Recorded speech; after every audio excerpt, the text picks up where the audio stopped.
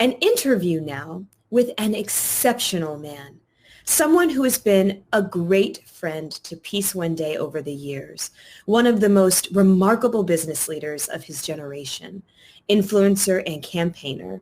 Please welcome Paul Polman and our interviewer, TV presenter, and radio broadcaster, Laura Whitmore.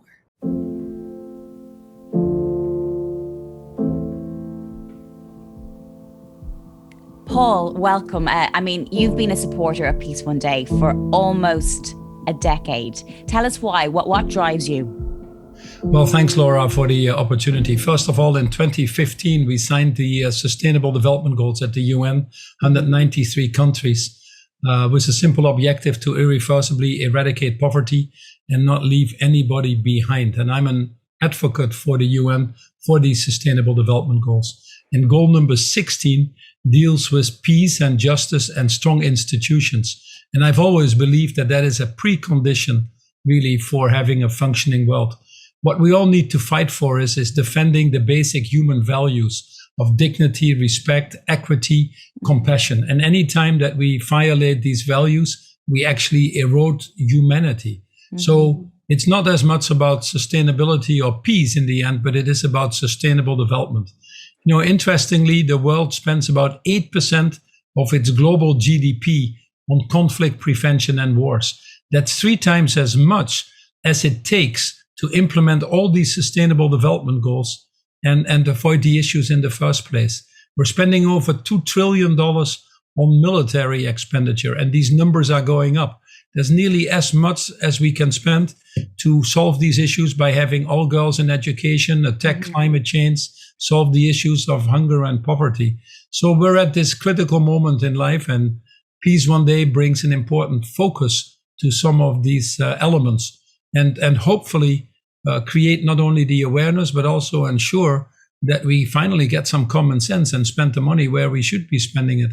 And you have said, Paul, that a business has to take responsibility. It can't just be a bystander in a system that enables it to be.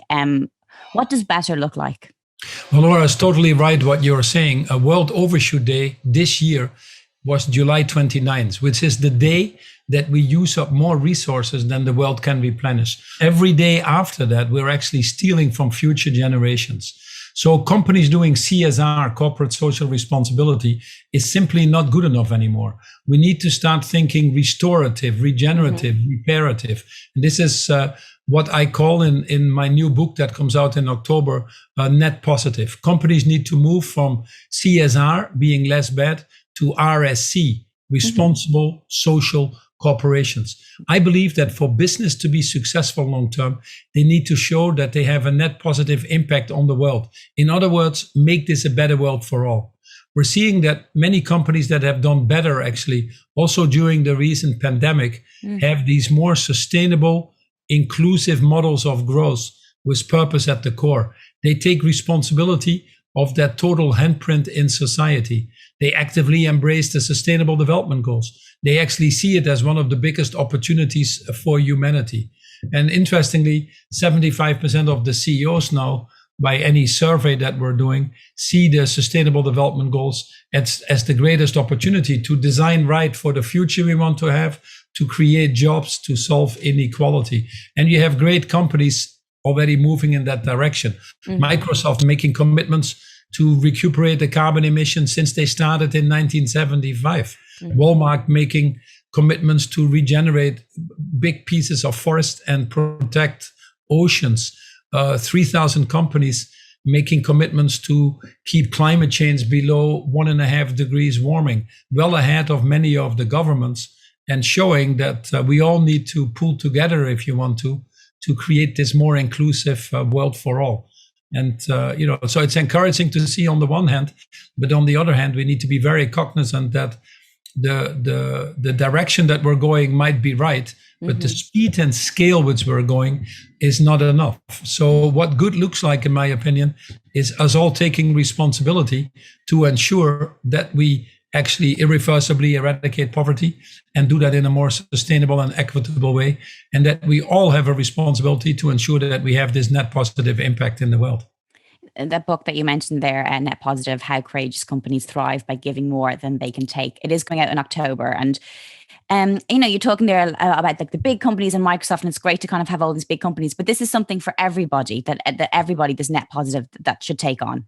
Yeah, correct. It is actually a mindset and mentality that would work for everybody. Mm-hmm. In fact, I wrote a book to drive a movement at scale. I put it in a not-for-profit structure. And we're all clear on the challenges that we're not addressing with the speed and scale that is needed. So if you're a fossil fuel company and to get completely out of that within 2 minutes, or our global economy, which is dependent on fossil for growth, to change that in the 10 years that we have and cut it by half is not an easy thing. Mm-hmm. But I think we're seeing a growing number of courageous business leaders who want to put their companies to the service of humanity and the planet. So I think momentum for change is building, and increasingly people see this as an enormous opportunity. But they struggle with the how. How do you do it? Mm-hmm. How do you transform your culture? How do you build these broader partnerships, even with your competitors, that are needed to address these bigger issues? How do you build resilience and all that? And that is not easy to do. So I wrote this book, Net Positive, How Courageous Companies Thrive by Giving More Than They Take, just to talk about the how. We don't spend much time on admiring the problem. We're very practical based on our experience on the solutions. And it is as much about leadership transformation as it is about systems transformation. I guess business by nature is competitive, but actually businesses should be helping each other, because at the end of the day, we all have one goal: for the world to be better. Absolutely. And that's important. Absolutely. You're spot on. I've always said we should not compete on the future of humanity. There's some things we can compete on, but when it comes to our own existence, we should not be competing. We should be cooperating, and we would be all so much more the better for it. Paul, for those who don't know, could you tell me a little bit about COP26, what it's all about? How can individuals play a role? The COP26 stands for the Committee of Parties, which is actually an annual event where all the countries in the world get together to discuss what they should be doing to mitigate the climate change.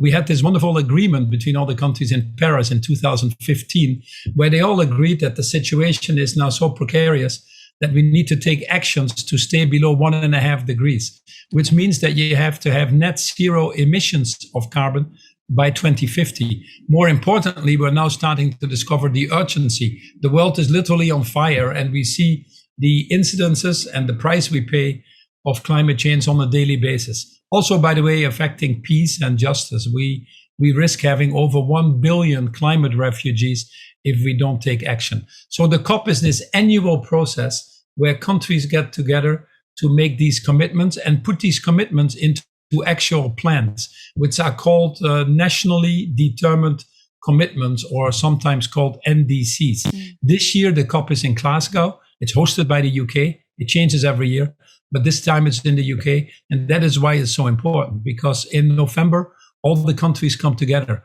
But not only the countries, also lots of people from civil society, from business, from universities, from other parts of life, to really ensure that the ambitions are set. Right now, we are far from what is needed. We have countries in the world like Australia, like Russia, like Brazil, or who are not taking this very seriously, if I want to, and other countries that are far behind in their commitments. That is grossly irresponsible. People are actually paying with their lives for the inability of our politicians to rise up to the challenge. So we need the countries to be more ambitious when they come together in November. We need specific targets for 2030, not promises for 2050 when most of them are not there anymore. We need to be sure that we get the right financing. There's enough money in the world, as you know, but the money has gone in the stock market again and made rich people richer. We need to be sure that that money actually is being spent on implementing these sustainable development goals, on mitigating and adapting and building resilience against climate change. Unfortunately, the effects of climate change disproportionately affect, again, the poor and women and girls, which are actually the most vulnerable parts of society, just like COVID affected that group of people.